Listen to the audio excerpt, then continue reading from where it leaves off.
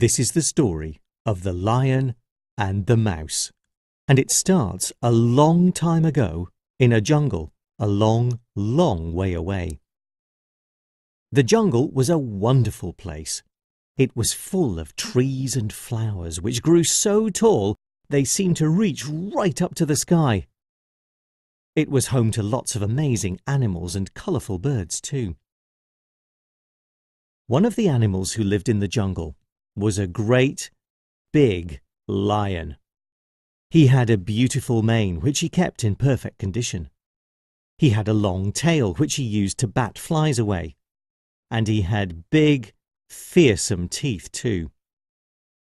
The lion was definitely the king of the jungle, and the thing he liked to do most of all was sleep. The jungle was also home to a tiny little mouse. The little mouse was so small you could hold him in the palm of your hand. He was quite different from the lion. He didn't spend his days lying around and sleeping. No, the little mouse scurried everywhere, through the undergrowth, over the rocks, and around the trees. He was always so busy. One day, the little mouse was scurrying through the jungle as usual when he heard a very strange noise. It was a big, low, rumbling sound. It was a noise unlike any the little mouse had ever heard before.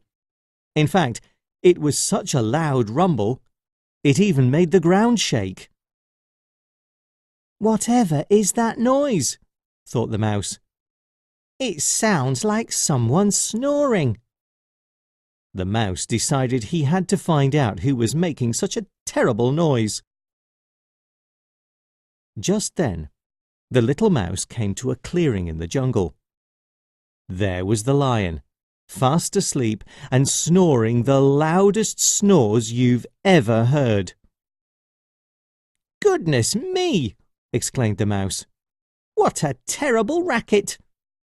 Could you keep the noise down, please?" But the lion just kept on sleeping and snoring. "I said," shouted the little mouse, this time in the loudest squeak he could manage, "please could you be quiet? You're disturbing the peace." At that moment, the lion began to wake up, first opening one eye and then the other eye. He was really quite annoyed at being disturbed. "Who's that shouting?" he muttered. "I was having a lovely sleep, and now I'm awake. I'm very angry." Then the lion noticed the little mouse. "Was it you?" he growled. "If it was, you'd better run, because I'm going to eat you up." Most other animals would have run away. The lion was one of the biggest animals in the jungle, and his huge teeth were quite ferocious. But the little mouse didn't move. "I'm not scared of you," he said. "You may be bigger than me with your mane and your tail and your teeth, but I'm a mouse, so there." The lion couldn't believe what he was hearing. How could a little mouse not be afraid of a great big lion? "Well," said the lion, "you should be afraid, because I'm going to eat you up." "No, you're not," said the mouse. "Yes, I am," said the lion. "No, you're not," said the mouse. "Yes, I am," said the lion. "No, you're not," said the mouse. "Yes, I am," said the lion, who by now really was getting very irritated. "You're not going to eat me up," said the mouse, "because one day you might need me to help you." This made the lion roar with laughter. "Ha! That's the funniest thing I've ever heard," laughed the lion. "A tiny mouse like you thinks he can help a great big lion like me? I've never heard anything so ridiculous." "Laugh all you like," said the mouse, "but one day it might happen. You might need my help." The lion was still chuckling to himself. "Little mouse," he said, "you've given me such a giggle today, so I'm not going to eat you up. So run off before I change my mind." "Suit yourself," said the little mouse, and he went on his way. A few days later, on a beautiful sunny day, the lion decided to take a stroll through the jungle.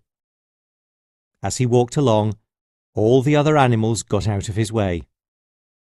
The lion walked along without a care in the world.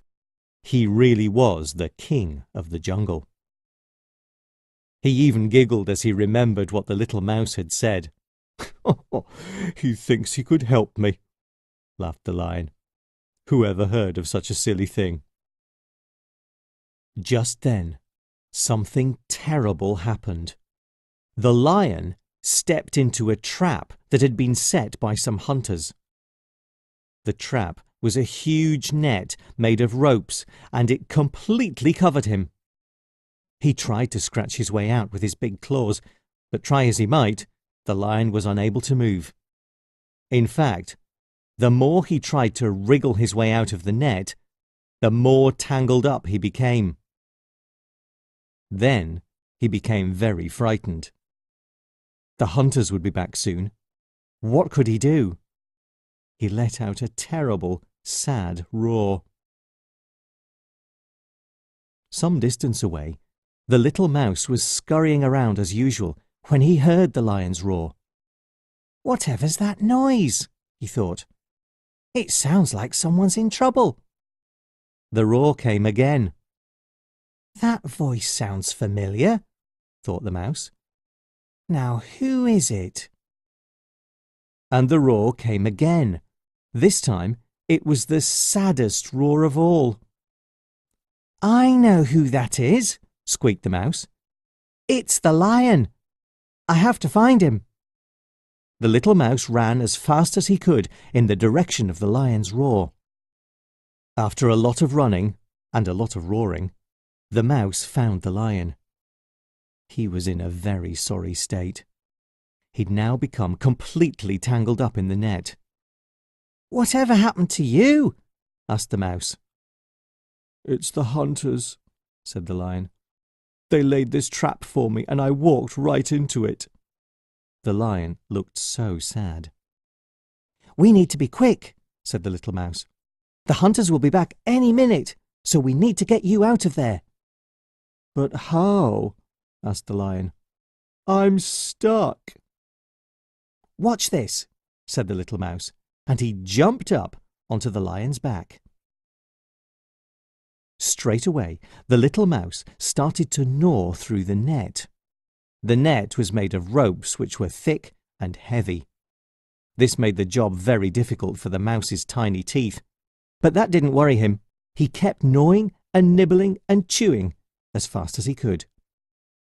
"Please hurry," said the lion. "I think I can hear the hunters coming." "Don't worry," said the mouse, and he gnawed and nibbled and chewed even faster. After an awful lot of gnawing, nibbling and chewing, the lion was finally free. The net which had once trapped the lion was now lying in pieces around him. "Thank you so much," said the lion.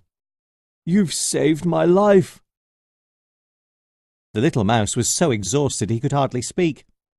"Oh, that's okay," he panted. "I'm just glad we got you out in time. Let's go." The mouse jumped up onto the lion's back to hitch a ride as the lion ran off, far away from the hunters. Once the lion and the mouse were a safe distance away, they stopped to catch their breath. Then the lion turned to the mouse. "I owe you an apology," he said. "I laughed at you when you said you could help me, but I was wrong." "Oh, that's okay," said the mouse. "Sometimes being a little mouse like me is more useful than being a great big lion like you." "I think you're right," said the lion. "You have shown me that everyone is different, but we each have our own strengths." "Yes," said the little mouse, "and we can help each other too." The lion and the mouse became firm friends, and over the years that followed, they helped each other many times. So remember, it doesn't matter how big or small you are. There might just be something you can do to help someone else.